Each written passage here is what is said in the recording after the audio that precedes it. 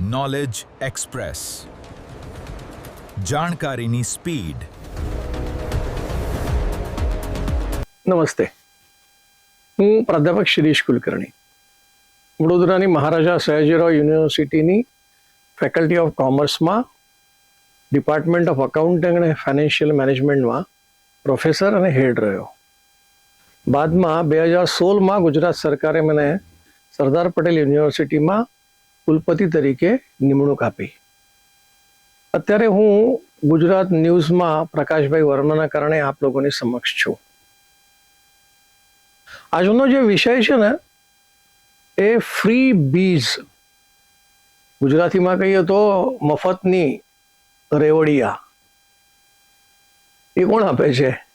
તો સરકાર આપે, કેન્દ્ર સરકાર આપે, રાજ્ય સરકાર આપે. પણ આ જે સરકાર દ્વારા આવું અપાતું મફતનું, જેની શરૂઆત કરી છે કામરાજ તામિલનાડુના મુખ્યમંત્રી, અને ક્યારે શરૂ કર્યું? 1950માં. પછી બીજું 1967માં અન્નાદુરાઈ, ફરીથી તામિલનાડુના, એમને 1 કિલો ચોખા મફતમાં નાગરિકોને આપવાનું શરૂ કર્યું. ત્રીજો 1982માં એમજી રામચંદ્રન, જયલલિતાના વર, એમને બપોરનું ભોજન મફત આપવાનું નક્કી કર્યું. પછી 2006માં તામિલનાડુમાં જ મફત કલર ટીવી આપવાનું નક્કી થયું હતું. પણ જોજો, આ બધું મફત આપવાનું ક્યારે શરૂ થાય? જ્યારે રાજ્યમાં ઇલેક્શન્સ આવવાના હોય તે વખતે. એટલે ઇલેક્શન જીતવા માટેનો આ એક કિમયો છે કે ભાઈ હા, આ રીતે નાગરિકો આપણાથી ખુશ થઈ જશે અને આપણને વોટ આપશે, આવી એક કલ્પના છે. એટલે તામિલનાડુમાં થયું, એના પછી આંધ્રપ્રદેશમાં પણ થયું. એટલે આવા પછી એક રાજ્યોએ આ શરૂઆત કરી, પણ મોટા ભાગે આ શરૂઆત થઈ દક્ષિણના રાજ્યોમાં. પછી તો બધે જ ચેપ લાગ્યો ને એક વખત, તો એ બધે જ લાગી જાય. પણ આવા કયા કયા પ્રકારના આ મફત રેવડિયા છે? તમે જાણો છો કે લાડકી બહેન, મરાઠીમાં મહારાષ્ટ્રની અંદર મહારાષ્ટ્ર સરકારે ઇલેક્શન વખતે આ પૈસા આપવાનું, પૈસા ટ્રાન્સફર કરવાનું, કેમ કે જનધન ખાતા તો ઓલરેડી છે જ. એટલે ડાયરેક્ટ બેનિફિટ ટ્રાન્સફર, એટલે તમે એમના ખાતામાં પૈસા મોકલી દો એટલે પૈસા ટ્રાન્સફર થઈ ગયા, એટલે એમને મળી જાય. તમે કદાચ આ જાણો છો કે આપણા જે કેજરીવાલ અરવિંદજી, એમને દિલ્હીમાં બહેનો માટે મફત બસની સુવિધાઓ શરૂ કરી. પછી એ બધી અલગ અલગ જગ્યા પર શરૂ થઈ ગયા. ઘણી જગ્યા ઉપર એ તો નોર્મલી બન્યું છે કે ખેડૂતોના જે કંઈ લોન છે એ લોન માફ કરવામાં આવ્યા. આવા જો રાજ્યોનો વિચાર કરીએ ને, તો 12 રાજ્યોનો એક સરવાળો કરીએ ને આપણે, તો એ સરવાળામાં આપણને એમ લાગે છે કે ભાઈ કેટલા રૂપિયાનો ખર્ચ આની પાછળ થયો. 1.68 લાખ કરોડ રૂપિયા. જોજો, લાખ અને કરોડ એટલે કેટલા જીરો એ તો ગણવા પડશે. અંગ્રેજીમાં જો કેવું હોય તો ટ્રિલિયન રૂપીઝ. 1.68 ટ્રિલિયન રૂપીઝ આ મફતનું જે કંઈ અપાયું છે એનો આટલો ખર્ચો રાજ્ય સરકારને થયો છે. હવે થોડાક કેન્દ્ર સરકારના પણ છે. એમાં કેન્દ્ર સરકારમાં એક મફત અનાજ, 80 કરોડ લોકોને આ ફ્રી મળે છે, એટલે એમને કોઈ પૈસા ચૂકવવા પડતા નથી. અરે ભાઈ, નાગરિકોને ચૂકવવા નથી પડતા, પણ સરકારને તો ચૂકવવા જ પડે ને. પછી આયુષ્યમાન ભારત, આનું કાર્ડ મળે છે, એટલે 5 લાખ રૂપિયા સુધીની ઓપરેશન હોય કે જે કંઈ ખર્ચો થતો હોય એ ખર્ચો બધો જ ભારત સરકાર, ઇવન ખાનગી દવાખાનાઓમાં પણ ઓપરેશન થયું હોય તો આ બધું ફ્રી મળે છે. એમાં કોઈ જાતનો ખર્ચો નાગરિકને કરવાનો હોતો નથી. બીજું છે, આના સિવાયની પણ સ્વાસ્થ્યની બીજી વ્યવસ્થા સરકારે કરી જ છે. પછી આમ તો સ્વાભાવિક છે, એને ન કહેવું જોઈએ રેવડી, પણ શિક્ષણ પણ મફત છે જ. પહેલા બહેનો માટેનું મફત શિક્ષણ હતું, પછી તો પ્રાઇમરી એજ્યુકેશન સંપૂર્ણપણે ફ્રી થઈ ગયું છે. એક મોટો વિષય જેના માટેના કૌભાંડો પણ છાપામાં હંમેશા આવતા હોય છે કે ખરેખર આવું કંઈક થાય છે. એટલે જ્યારે દુકાળ આવે અથવા તો એવો સમય આવે કે ખેડૂતોને કોઈ કામ નથી, તો કંઈક મજૂરી કરવા માટે મનરેગા નામનું એક યોજના ચાલુ છે ઘણા વર્ષોથી. લગભગ એમાં 1,00,000 કરોડ રૂપિયાનો ખર્ચો થાય છે. પછી ગરીબોને પેન્શન મળે. આવા બધા જે નાના નાના વિષયો છે ને, એ વિષયોની અંદર સરવાળે જો જેમ 1.68 લાખ કરોડની વાત કરીને, એમ આમાં લગભગ 2,00,000 કરોડ રૂપિયાનો ખર્ચો થાય છે. પછી 2-4 દિવસ પહેલા આપણે ખાતરની સબસિડીનો વિચાર કર્યો હતો. ખાતરની સબસિડી 1.72 લાખ કરોડની હતી. ક્યારેક 2.5 પણ થઈ છે, ક્યારેક 1.71 લાખ કરોડ પણ થઈ છે. પણ અત્યારે એવું ચાલે છે કે એ 3.42 લાખ કરોડ રૂપિયા થવાની શક્યતા છે. હવે ફાર્મર વેલફેર સ્કીમ ચાલે છે, એટલે દર 3 મહિને 2,000 રૂપિયા દરેક ખેડૂતના ખાતામાં જમા થાય. એ 1.41 લાખ કરોડ છે.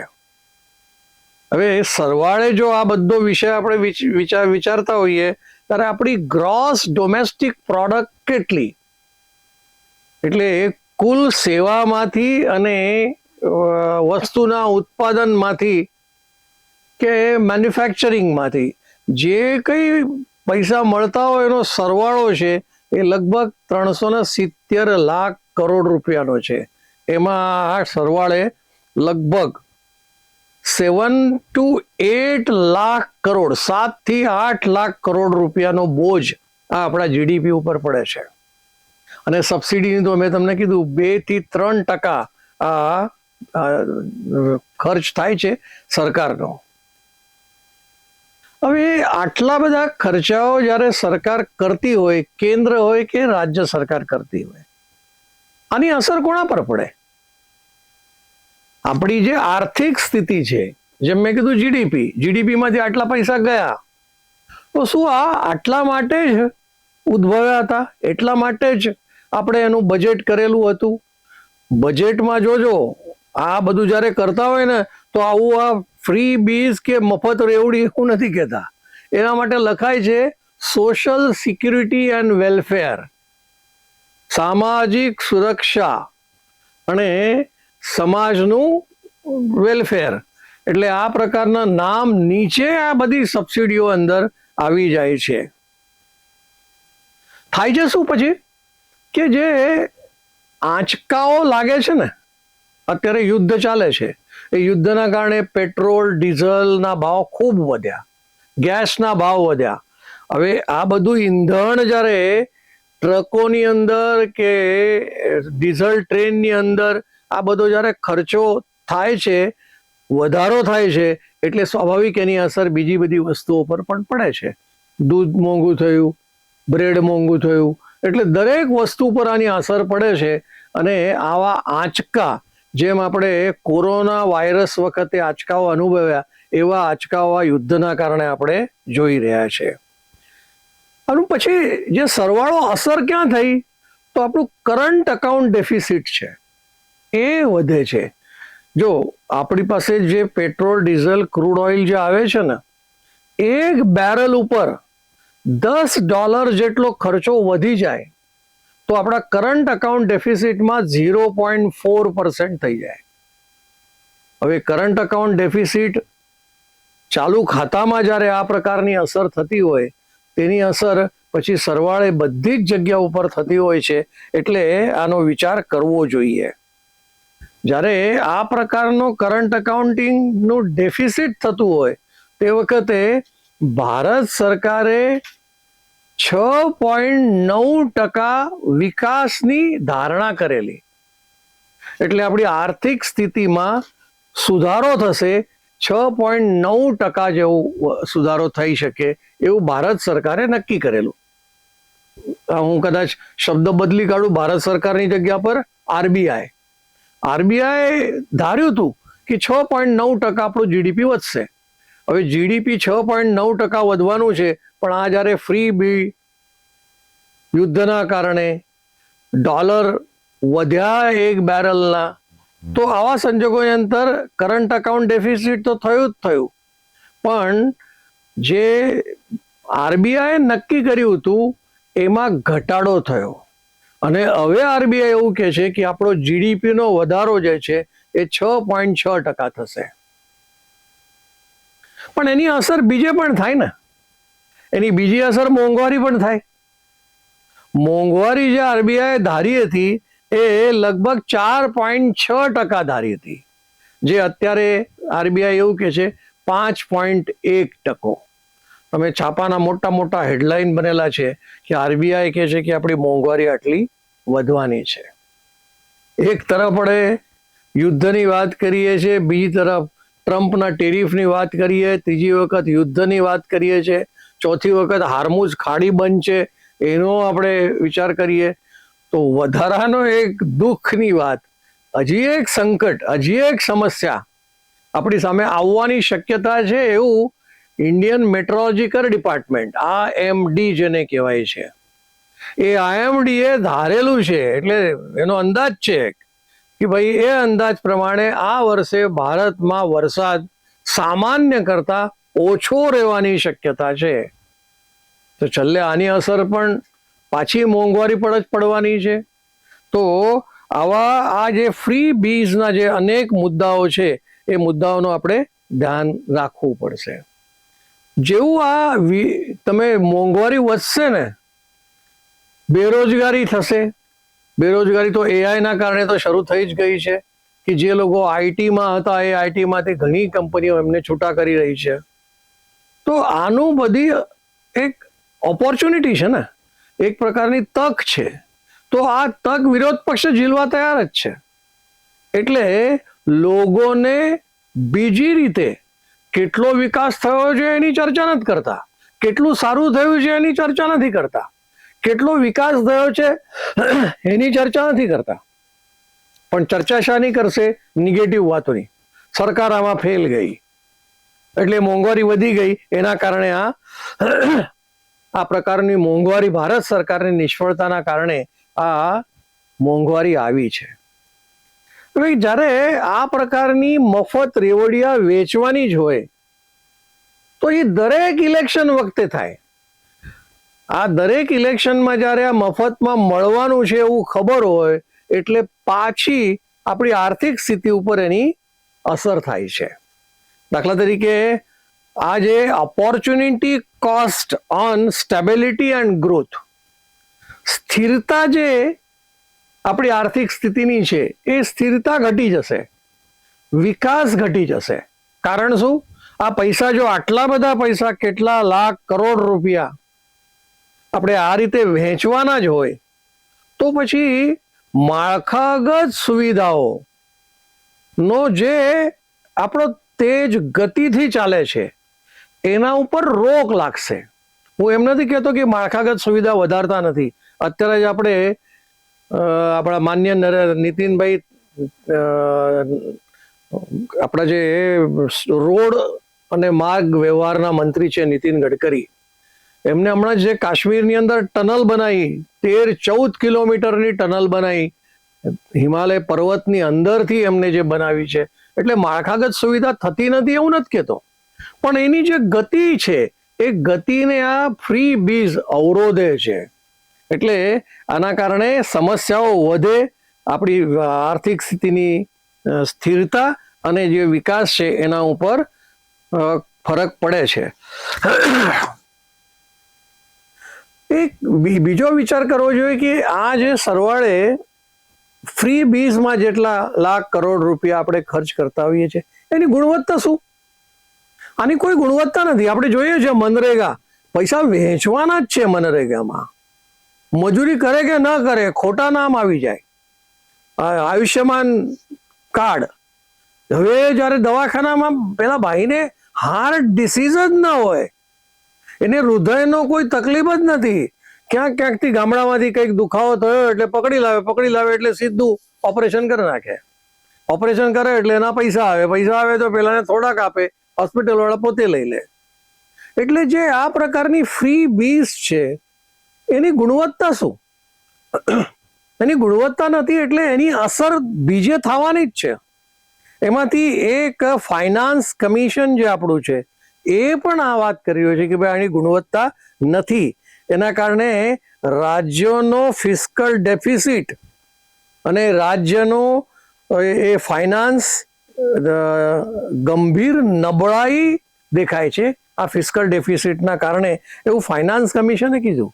રઘુરાજન આપણા જે પૂર્વ ગવર્નર છે એમને પણ આ ફ્રી બીજ ઉપર વાત કરી છે કે ભાઈ છેલ્લે શિક્ષણનું શું થશે, સ્વાસ્થ્યની શું થશે, તો એના ઉપર ખર્ચ આપણો ઘટાડો થશે ને. તો આવો જ્યારે ઘટાડો છે તે સહન થશે કે કેમ?